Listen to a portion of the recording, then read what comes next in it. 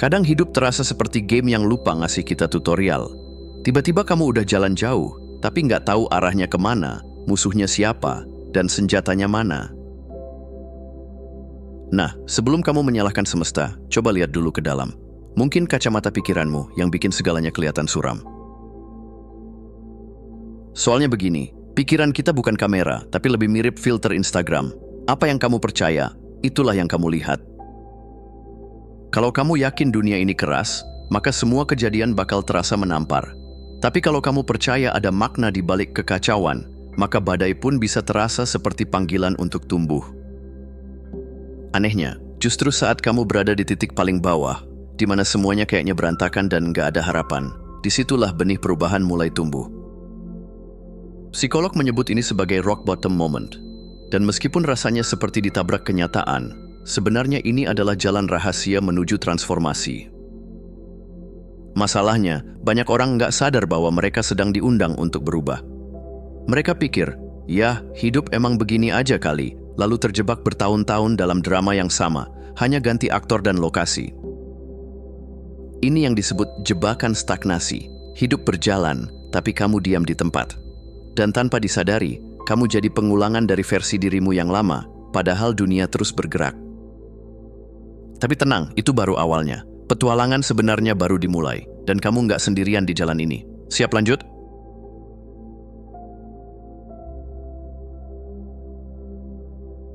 Pernah nggak kamu ngerasa hidup kayak naik roller coaster, tapi tanpa sabuk pengaman dan tanpa tahu kapan turunan curam berikutnya?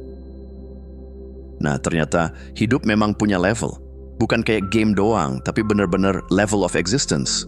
Teori keren yang bisa bikin kamu bilang, oh, pantas aja hidup gue kayak gini. Teori ini pertama kali dicetuskan oleh Dr. Claire Graves, seorang psikolog yang kepo banget sama pertanyaan, kenapa sih manusia berubah caranya mikir seiring waktu? Dari rasa kepo itulah lahir kerangka yang nantinya menginspirasi banyak model terkenal kayak spiral dynamics, tahap ego, sampai model integral. Semua ini mencoba menjelaskan satu hal penting, yaitu manusia itu berkembang lewat pola, bukan kebetulan. Spiral dynamics misalnya, dia ngajarin bahwa kita semua naik tangga evolusi psikologis. Dari sekadar mikirin bertahan hidup, sampai akhirnya mikir soal perdamaian dunia.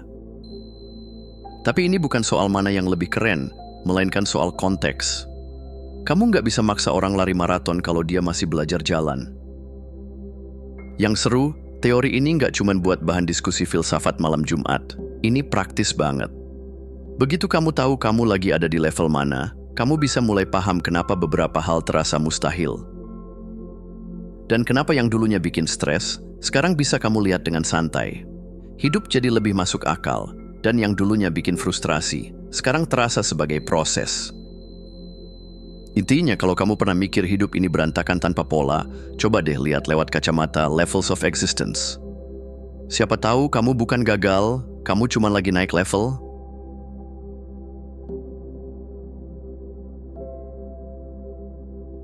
Oke, sekarang bayangin hidupmu itu kayak naik tangga, tapi bukan sembarang tangga. Ini tangga psikologis yang tiap anaknya mewakili cara pandang, nilai, dan prioritas hidup yang berbeda. Dan serunya, kamu udah pernah ngelewatin sebagian besar dari mereka, mungkin tanpa sadar. Kita mulai dari yang paling dasar, dan di setiap tingkat diwakili dengan warna. Tingkat pertama adalah krem. Ini level survival mode. Kayak bayi baru lahir atau manusia zaman purba, fokusnya cuma satu, hidup. Kalau lapar, makan. Kalau capek, tidur. Nggak ada mikir goals, apalagi healing-healingan. Semua soal insting. Naik satu tingkat, ketemu ungu. Di sini kamu mulai mikir soal komunitas. Nilai-nilai tradisi, ritual keluarga, dan rasa aman dari kelompok jadi penting banget. Kamu percaya pada aturan nenek moyang, dan yang aneh-aneh dianggap tabu. Ini khas banget buat masyarakat adat atau keluarga yang super tradisional. Lanjut ke merah, dan disinilah drama mulai muncul. Ini tahap, gue pengen kuasa. Ego gede, suka melawan aturan, dan mikirnya, siapa yang kuat, dia yang menang. Anak kecil yang suka banting mainan kalau kalah, itu merah. Raja-raja zaman dulu, juga merah. Seru, tapi capek. Masuk ke biru, kamu mulai cari makna dan struktur. Di sini kamu mulai percaya bahwa hidup butuh aturan. Agama, hukum, sistem organisasi, semua dianggap penting untuk ngatur kekacauan dunia merah. Kamu rela nurut, asal tahu tujuannya jelas. Hidup jadi lebih tenang, tapi kadang terlalu kaku. Lalu muncullah Jingga, si ambisius. Ini adalah era logika, akal sehat, dan pencapaian pribadi. Kamu mulai ngejar karir, bikin startup, investasi saham, dan ngerasa semua bisa diraih asal kerja keras. Sains jadi pedoman, dan sukses jadi tolak ukur. Keren? Banget, tapi kadang juga bikin kamu overthinking dan burnout. Terakhir di tier 1 adalah hijau. Di sini kamu mulai sadar, wah, hidup bukan cuma soal menang kalah. Kamu mulai buka hati, pengen menyatukan semua orang, mendengarkan semua suara, dan bilang semua perspektif valid. Damai banget. Tapi kalau nggak hati-hati, kamu bisa tenggelam dalam relativisme sampai bingung sendiri mana yang benar. Tier 1 ini seperti tahap pertumbuhan dari anak kecil sampai remaja dewasa. Semuanya penting, semuanya ada tempatnya. Tapi petualangan belum selesai, karena setelah ini, kita akan masuk ke dunia yang lebih kompleks dan membebaskan, yaitu tier 2. Siap naik level lagi?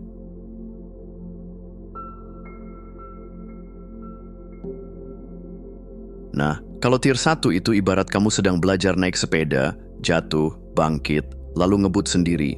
Maka tier 2 adalah momen saat kamu sadar, ternyata hidup bukan lomba ya. Disinilah kesadaranmu mulai loncat level, dari sekadar bertahan dan menyesuaikan, jadi bisa melihat gambaran besar secara utuh. Masuk ke kuning, kamu jadi kayak ilmuwan dan seniman dalam satu tubuh.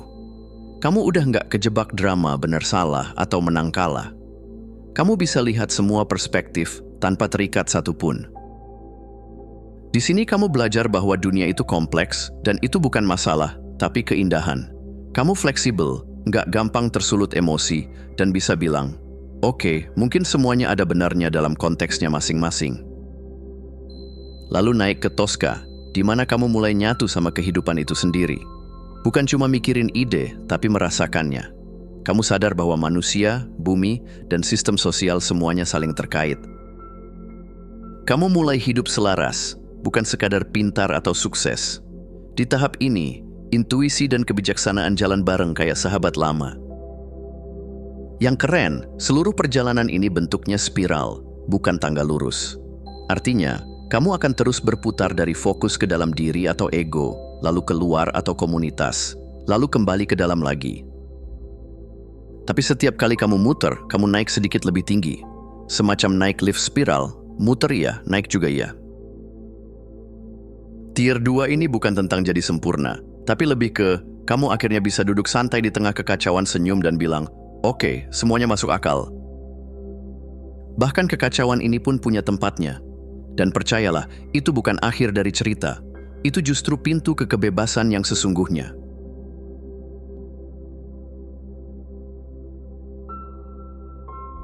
Oke, setelah tahu soal level-level eksistensi dan peta besar perkembangan manusia, pertanyaannya sekarang, terus gua harus mulai dari mana?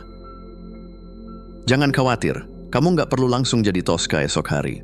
Perubahan itu bukan sprint, lebih mirip jalan-jalan santai tapi niat. Langkah pertama, yakini bahwa kamu bisa berubah. Kedengarannya klise, tapi ini fondasinya. Kalau di dalam kepalamu masih ada suara yang bilang, ya emang gue begini dari dulu, maka langkah berikutnya bakal susah. Percaya dulu bahwa kamu bukan pohon, jadi bisa bergerak.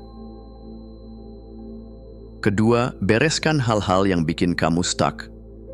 Kadang kamu bukan nggak berkembang, tapi energi habis buat mikirin hubungan toksik, pekerjaan yang bikin nyesek, atau tubuh yang minta tolong tapi diabaikan. Fokus di area yang paling berisik dulu.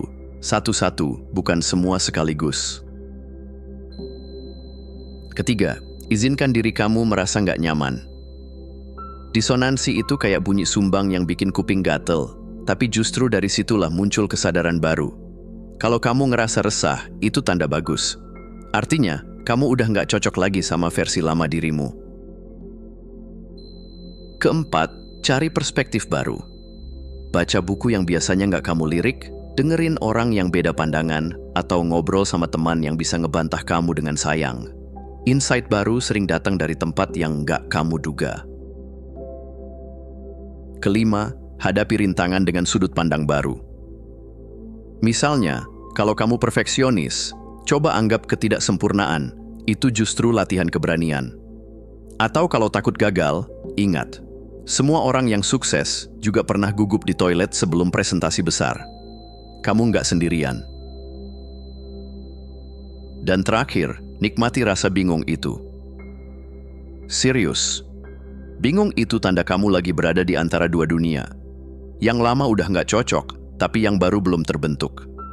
Ini semacam zona transformasi. Jadi kalau kamu ngerasa kayak orang hilang, selamat, kamu di jalur yang benar.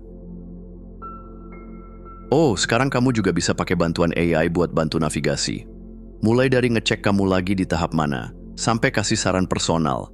Bukan buat ngerjain semuanya, tapi jadi teman ngobrol yang bisa ngasih peta pas kamu ngerasa tersesat. Intinya, perubahan itu bukan sulap, tapi juga bukan mustahil. Kamu cuma butuh niat, arah, dan sedikit keberanian buat tetap jalan meski belum lihat ujungnya.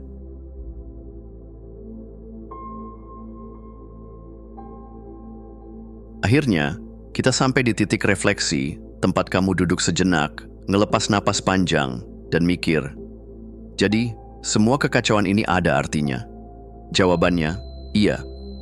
Dan lebih dari itu, kekacauan itu justru penting. Pernah merasa tersesat? Bagus. Karena seperti yang dikatakan para bijak dan juga beberapa anak indie di Twitter, kamu memang seharusnya merasa tersesat. Itu tandanya kamu lagi bergerak. Kalau semuanya terlalu jelas, justru hati-hati. Bisa jadi kamu cuma muter-muter di tempat yang nyaman tapi nggak berkembang. Hidup itu sebenarnya kayak siklus perubahan, semacam roller coaster yang punya 4 fase.